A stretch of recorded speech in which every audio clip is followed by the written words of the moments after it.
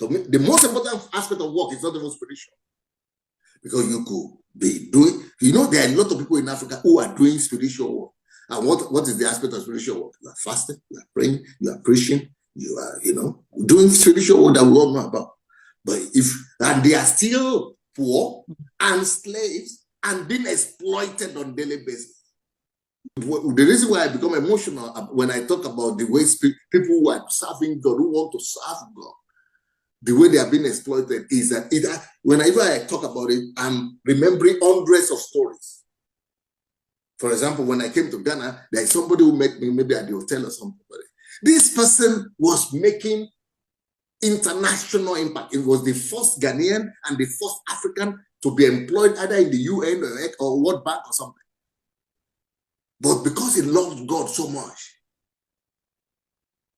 and the way people call in churches, serve God. If you don't serve God, you have to serve God. You have to go to full-time ministry. Have you had that time before? It's just like saying Ebenezer now should leave his job, leave his business, and just go and do full-time ministry because he wants to serve God. Of course, they made him assistant pastor. They first of all made him elder assistant pastor and made him full-time minister. They are paying him salary. It got to a point that this person that was schooling his children overseas before, it got to a point he cannot even feed his family. Somebody of international value, standard. Just because he has become a slave in spiritual work. Because he wants to serve God. Now that his eyes started opening, he now told his church that I want to, start God has put it in my heart to start another business while I'm a pastor. He said, no, if you're a pastor here, you cannot do your own business. You cannot do business, or otherwise we are going to fire you, or you are going to something like this. He has become, if he said, but I want to feed my family, I cannot. Oh, then you are going to be a betrayer, what they call a rebel. Everybody is going to be against you, and he cannot risk that. This is somebody who worked with his own leg to come and volunteer. He became a slave because mentally he had not set himself free first, even though educated on the highest level. So it's different. Because if you have set yourself free mentally, you will not believe anybody that will tell you to forget to leave your business, to leave your work, and then you become a destitute just because you want to serve God. So people are serving God spiritually, and in Nigeria, and I think in Ghana also. You are a medical doctor, or you are a professional. They will say, "Oh, come and become parallel, come and become a pastor in the church." So even as a professional person, you can never attain the height anymore because you don't have 100% education. You are thinking that serving God is the one you are doing in the church, and your own professional thing, you cannot dedicate, you cannot excel, you cannot become the top anymore.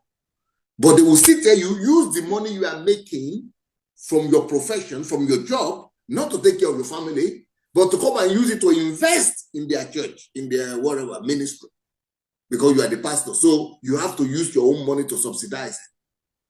People who are educated are becoming slaves. You will become a sheep slave, a useless sheep slave, because you have not empowered your mind. But someone who has empowered your mind will say, rubbish. Why? What will I? I will serve God on my own. I will have my own organization. I will have my own NGO. I will serve God without anybody putting me under duress. So the hard work is a wealth of the poor, but it has to start with mental hard work. Because through hard work, the poor man discovers himself, especially through mental hard work. He discovers himself. He discovers his ability. He discovers his capacity. He discovers his potential. Through hard work, he discovers that he can conquer the world, that there is no limitation for him. Through hard work, he discovers the greatness of other men that have gone before. Through mental exploit, he begins to ride and soar with the eagles of this world, who have gone in the ages and who are living in this generation as well. Through hard work, You cannot remain poor because you discover so much knowledge. You are so empowered that you begin to empower other people also. And